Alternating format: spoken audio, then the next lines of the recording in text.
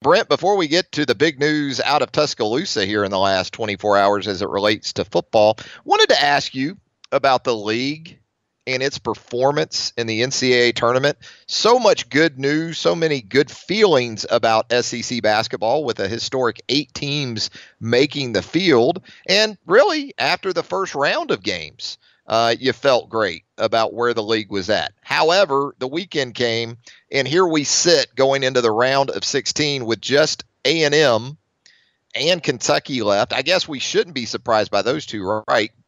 Given the preseason expectations. But just your thoughts on what the league was able to do there in that first weekend. Travis, good to be with you. I think they made significant progress to be 6-2, and even though they'd only got 2 into this Week 16, you had 2 teams in Tennessee and Florida who had the last shot of the game, either to tie it or to win it. So that, I think, was considerable progress.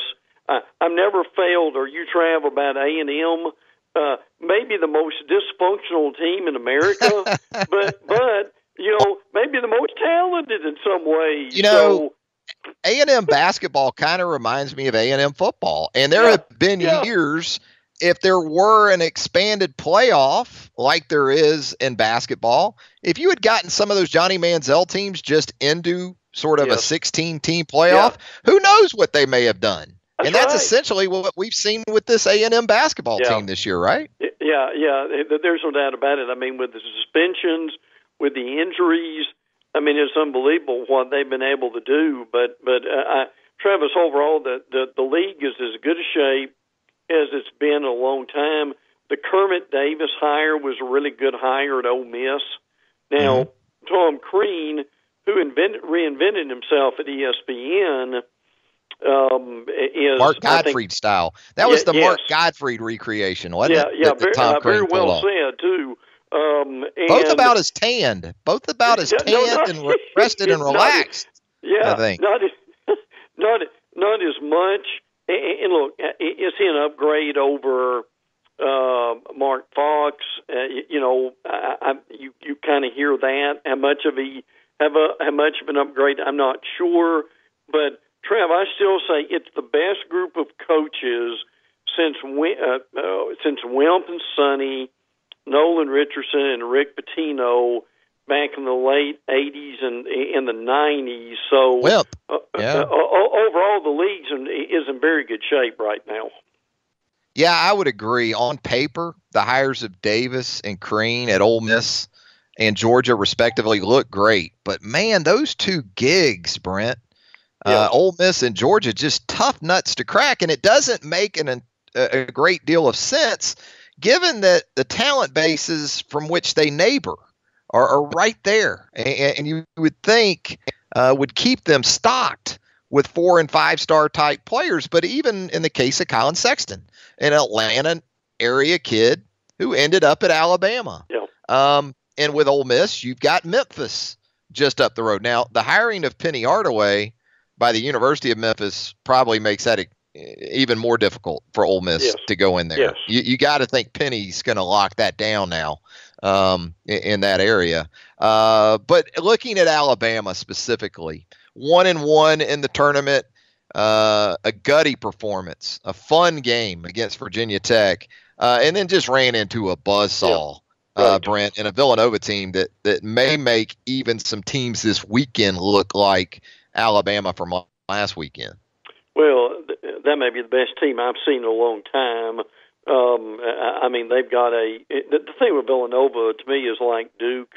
You've got a culture.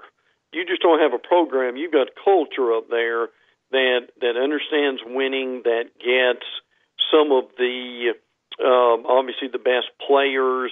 Jay Wright really knows what he's doing.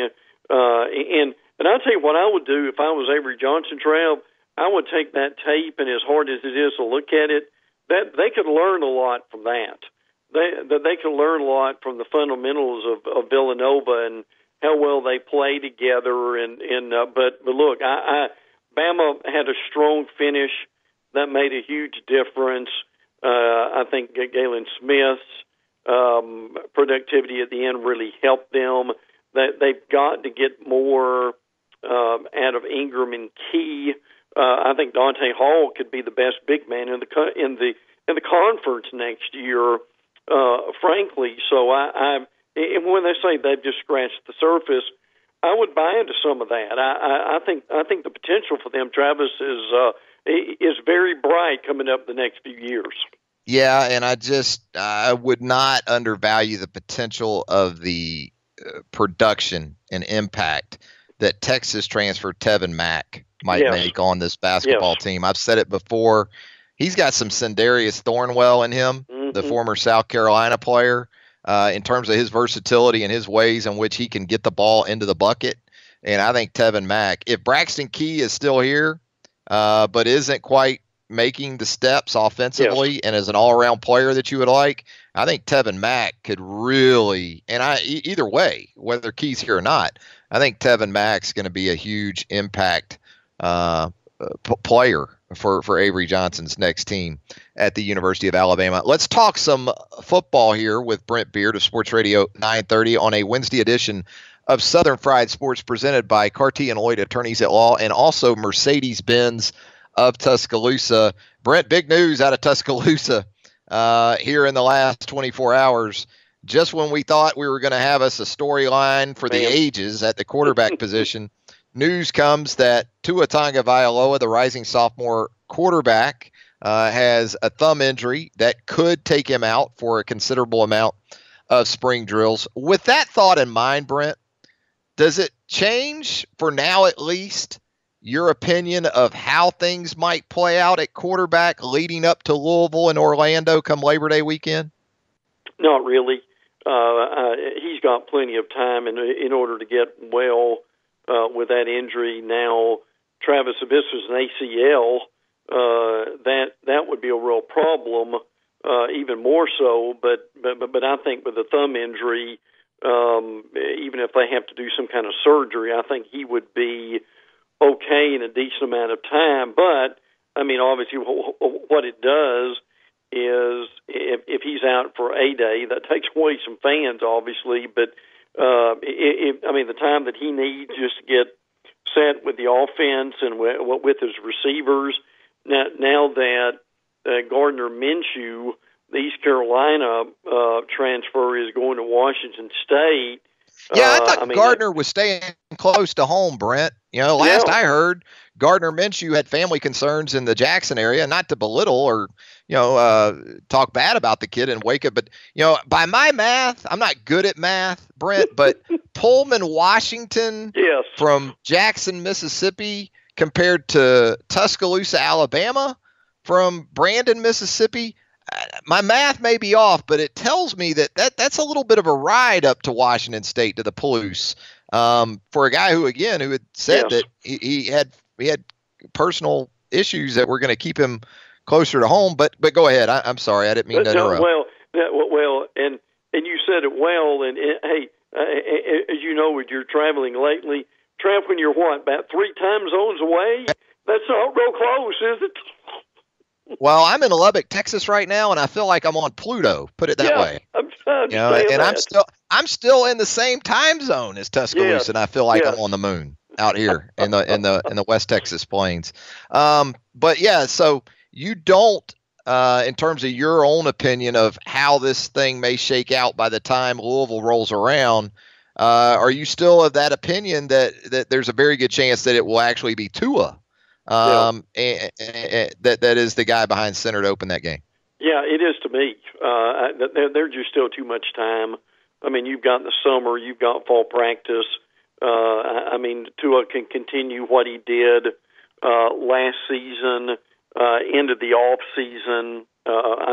Spring is important. There's a question about that, but you also get a lot of continuity and cohesiveness with your receivers during the time you spend with them during the summer leading up to fall camp. So I think, and Saban wisely so will say we'll continue the battle throughout, and we may not know who the starter is going to be until he runs on the field against the Louisville game. But although I still think that Tua will probably win that job.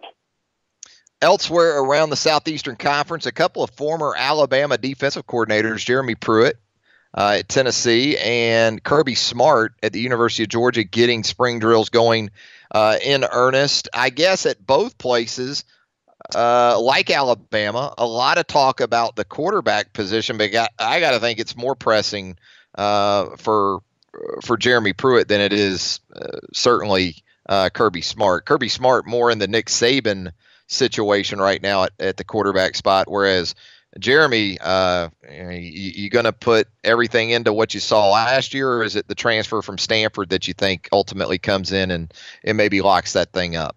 Well, and to talk about both of them real quick, for Georgia, I mean, Justin Fields is on the field, and when we heard about him being a dual threat quarterback and how good he was with that, what they're marveling at is how good an arm he's got.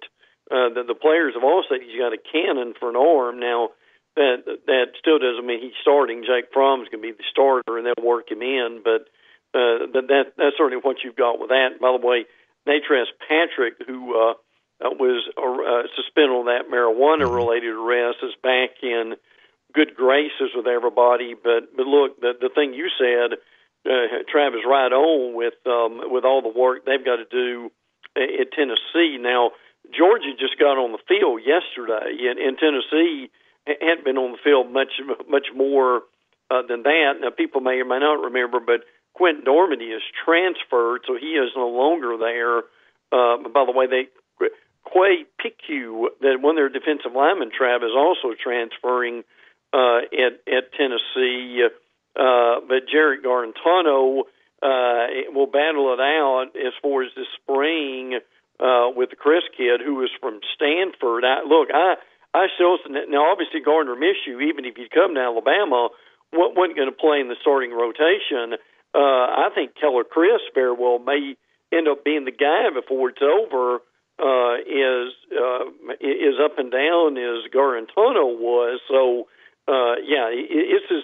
and they've also got a kid named Will McBride who is going to be in there somewhere with it. But a lot of work to do, Trav, as you know, for Jeremy Pruitt. And we talk about injuries in the spring, and you absolutely dread hearing talk or news of those. But sounds like Auburn sustained a pretty big one, Brent, at the wide receiver position. Yeah, and the problem you've got there is, as you know, when you get an ACL at this time of the year, and look, I'm not saying that that guys can't come back in those situations, but right now, whoever it is, if you've got that kind of long reaching injury, and these orthopedics will still tell you that it takes a year to just about get back to where you were before. When you do that in March, Trav, that's not much time between now and September, is it?